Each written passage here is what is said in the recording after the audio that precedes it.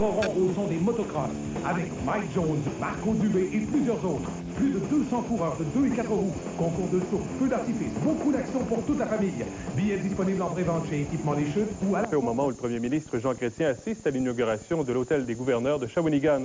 On y retrouve Luc Cloutier. Louis, c'est un moment spécial pour Shawinigan, surtout que le premier ministre n'est pas souvent dans son comté. Ben, tout à fait. Il sera aujourd'hui beaucoup. Il reviendra d'ailleurs au cours de l'été pour inaugurer d'autres attractions. Pendant qu'on va le voir, si vous le permettez, au moment où il faisait son entrée, il y a quelques minutes, à l'auberge des gouverneurs ici à Shawinigan, il avait souvent dit, le premier ministre, il faut absolument que la région prenne le virage touristique pour compenser le déclin industriel. Alors voici, depuis quelques semaines, des hôtels qui s'inscrivent dans ce virage touristique. Il en inaugure beaucoup. Rappelons-nous, au cours de l'hiver, il est venu inaugurer l'agrandissement à l'auberge Grand-Mère.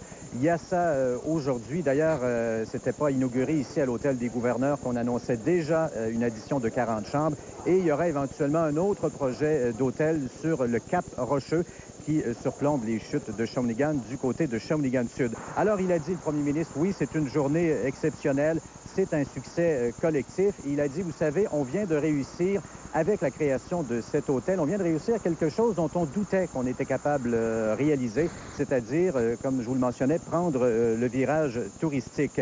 Il a dit, on a le parc national de la Mauricie qui était de nature à attirer, mais ça ne suffisait pas. Il fallait des infrastructures. Là, ça commence à être sérieux. Là, on commence à être en voiture. Si vous voulez bien, on va l'entendre immédiatement. Un extrait du premier ministre Jean Chrétien alors qu'il s'adressait aux invités il y a quelques minutes. Parce que nous savons, nous les Mauriciens, que c'est une très belle région. Mais malheureusement, au cours des années, parce que nous étions un centre strictement industriel, les gens ne payaient pas beaucoup d'attention à l'aspect de la beauté et le potentiel touristique de la Mauricie. On passait tout droit pour aller en Charlevoix ou pour aller en Gaspésie, et nous ne sommes qu'à 1h30 de Montréal et moins d'1h30 de Québec. Alors, le centre de la Mauricie, et en particulier Shawinigan, peut devenir un endroit touristique très intéressant. Revenons, Louis, sur les coûts de l'hôtel des gouverneurs.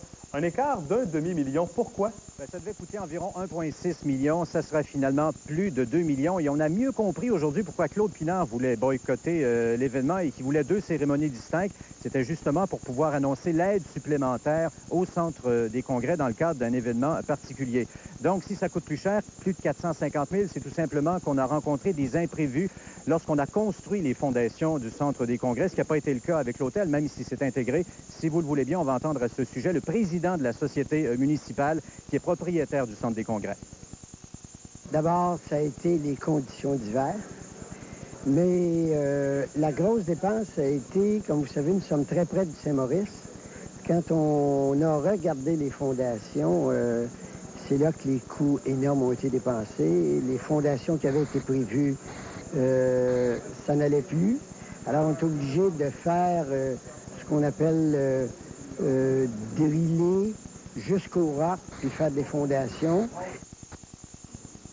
Bon, et on vous le disait, la journée d'inauguration hôtelière du premier ministre n'est pas terminée. Il ira cet après-midi à Saint-Alexis-des-Monts couper le ruban de l'auberge reconstruite du lac Sakakobé. Merci, Louis Cloutier. Au revoir. Au revoir. Un homme de 34 ans s'est tué en automobile la nuit dernière à Saint-Maurice. La victime est Robert Arnois, un résident de l'endroit. L'accident est survenu vers 3 heures sur le boulevard Saint-Alexis-Est. La victime aurait perdu le contrôle de son véhicule dans une courbe. En effectuant une manœuvre pour ramener l'automobile sur la route, le conducteur aurait frappé un véhicule venant en sens inverse. Il a de nouveau été projeté hors route et a cette fois effectué plusieurs tonneaux mortels. L'autre conducteur s'en tire sans trop de blessures. Peut-être avez-vous remarqué que les policiers de Trois-Rivières ont changé de look au cours des derniers jours. Ils viennent de recevoir de nouveaux uniformes entièrement marine foncée, un peu à l'image de ce que l'on voit aux États-Unis. Le changement d'uniforme va se faire de façon graduelle. D'ici la fin de l'année, on ne verra plus de bleu pâle, une couleur que les policiers de Trois-Rivières portaient depuis 1972. De plus en plus de corps policiers adoptent la nouvelle couleur au Québec, notamment parce qu'on veut que les policiers soient reconnus plus facilement parmi la population et les différents intervenants. C'est un petit peu ça que depuis quelques années, on a remarqué que les agences privées, que ce soit agences de sécurité ou de livraison, sont pratiquement de nos mêmes couleurs, puis c'est à s'y méprendre pour les citoyens. Il fallait qu'ils se regardent à 2 fois à savoir si c'est un policier ou tout simplement un agent de sécurité. Et c'est pour ça qu'on a changé nos couleurs, pour que tout simplement qu'on soit plus facilement repérable pour donner un bon service à la collectivité. Vous avez une nouvelle importante à nous communiquer. Pour nous rejoindre, faites le 376-8884. Vous êtes de l'extérieur? Alors composez sans frais le 1-888-380-8080.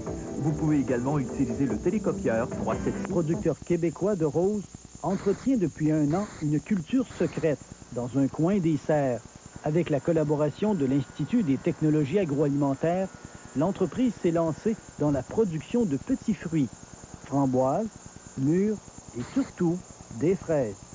Ça faisait que les gens qui venaient s'acheter des roses, bien, casseau de fraises, ça peut être intéressant pour manger le soir. Fait qu'on a réalisé qu'on avait visé juste dans cette histoire-là parce qu'il y a des journées ici, on a cassé près de 400 casseaux. Ce projet pilote a été mené avec 8 différentes catégories de fraises, dont celle-ci, une québécoise, comme celle que l'on retrouve dans les champs, mais dont le rendement s'est avéré moyen. 2 variétés californiennes ont été les plus performantes puisque chaque plant a produit au moins un plein casseau de petits fruits. On évalue qu'une serre de fraises comparativement à une serre de tomates, le rendement serait 50 de la tomate au niveau du revenu. Fait que ça devient une production plutôt d'appoint. L'expérience a tout de même été suffisamment concluante pour que Rose Drummond réserve 14 000 pieds carrés de serre pour la production commerciale de fraises. Si on a une fraise qui est bonne, qui est sucrée, qui est exempte de pesticides, il y a un marché pour ça. Celle-là, on la conserve pour les jardinières. L'entreprise va aussi produire des plants de fraises à partir d'une variété qui donne des fruits à l'année et qui seront vendus en jardinière. Pierre Saint-Yves, TVA, Drummondville. Le grand coup d'envoi de l'International de l'art vocal sera donné ce soir avec le premier concert en plein air. Pour l'occasion, Paul Piché sera sur la scène du Parc Champlain à 21h30.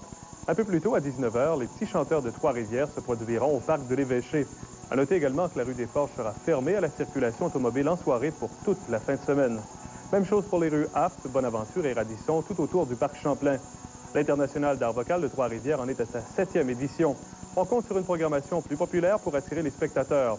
On espère que l'événement fera enfin ses frais cette année.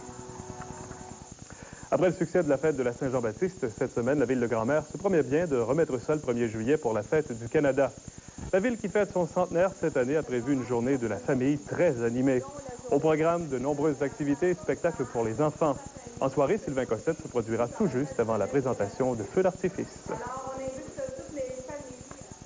Au sport maintenant, le trophée Maurice Richard est une réalité. Lors de la réunion des gouverneurs de la Ligue nationale hier à Toronto, on a accepté à l'unanimité de créer ce trophée qu'on remettra à partir de la prochaine saison au meilleur buteur du circuit. Le bureau des gouverneurs de la Ligue nationale a accepté à l'unanimité de créer un trophée en l'honneur de celui qui a été le premier à compter 50 buts. Le trophée Maurice Richard sera remis dès l'an prochain au meilleur buteur en saison régulière. On a plusieurs trophées dans la Ligue nationale. Il n'y en avait pas pour le meilleur compteur de buts. Je pense qu'un compteur de but, tout le monde veut voir des buts dans la Ligue nationale. C'est un élément important d'un match de hockey et du hockey lui-même. Mais le fait qu'il n'y en avait pas aussi, ça l'a aidé. Dominique Hachek a été nommé récipiendaire du Lester B. Pearson pour le joueur qui s'est le plus illustré, selon un vote auprès des autres joueurs du circuit. Le gardien des Sabres a depuis été récompensé en soirée en gagnant les trophées Vézina et Hart, remis respectivement aux meilleurs gardiens et aux joueurs par excellence. Parmi les autres honneurs décernés, Pat Burns a remporté le titre de l'entraîneur de l'année, Rob Blake. Politique, Pierre Catelier, à Saint-Alexis-des-Monts. Eh bien, après 1 an de préparation, la 6e édition de l'International de l'art vocal de Trois-Rivières va prendre son envol dès ce soir. Et comme l'a constaté Caroline Brochu, il y a beaucoup de travail derrière ces festivités. Pour le grand public, l'International de l'art vocal dure 8 jours, mais pour les organisateurs, un événement comme celui-ci représente 1 an de travail.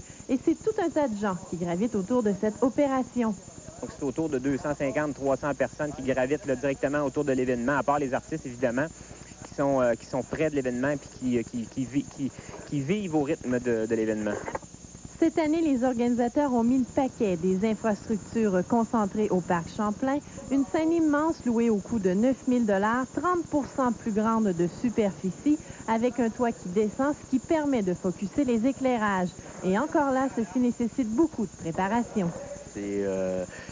Faut pas arriver ici, puis là, commencer à se poser des questions, savoir comment on va faire ça, ou le morceau est rendu où. Il y a déjà beaucoup de feux à éteindre, fait qu'on essaie de se préparer une couple de semaines à l'avance pour éviter justement ces problèmes-là. Mais Sur cette scène se produira des artistes de renommée tels Helmut Lotti, Paul Piché, Éric Lapointe, Dom Matic et j'en passe. Pour les faire venir ici, il en coûte environ 100 000 $ sur un budget d'opération de 500 000. Et pour avoir accès à une brochette d'artistes aussi variés, les organisateurs s'y sont pris d'avance. Le secret là-dedans, c'est de s'y prendre d'avance, d'une part, de ne pas attendre trop à la dernière minute, de bien préparer ça là, dès l'automne. Il faut commencer à préparer le terrain, voir ce qu'on veut avoir, etc. Si on monte des gros spectacles de concept, entre autres, il faut que ça se fasse beaucoup d'avance parce qu'il faut mobiliser les artistes. Et cette année, afin de plaire à tous, il y aura même des primeurs. Je pense simplement à la fermeture de la rue des Forges. C'est la première fois dans l'histoire de Trois-Rivières qu'on ferme la principale rue, l'artère principale de la rue des Forges. On la ferme pendant 4 jours. Il va y avoir une scène au coin de Hart et des Forges où on va mettre en valeur les artistes locaux. Pour qu'un événement comme celui de l'International de l'art vocal de Trois-Rivières prenne toute son ampleur, la recette est fort simple. Il faut 1, une belle température et 2, la participation des gens en grand nombre. Caroline Brochu, à Trois-Rivières. Avec l'aide de quelques entreprises, il y a 2 jeunes de la TSUC qui viennent de mettre au point un parc spécialement conçu pour le patin à roues alignées et la planche à roulettes. Sophie Morissette nous en parle.